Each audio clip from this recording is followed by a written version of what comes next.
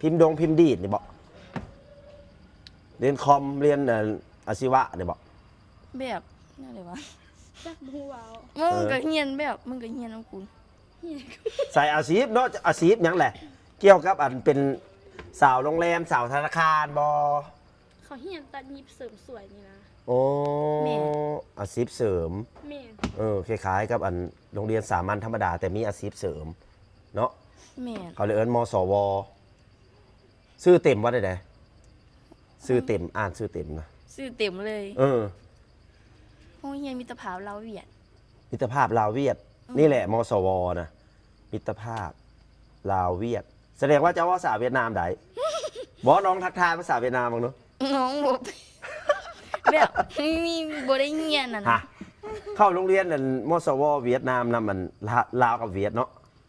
น่าสิทักทายเวียดได้แต่เขาไม่ได้สนใจเรื่องภาษาเลย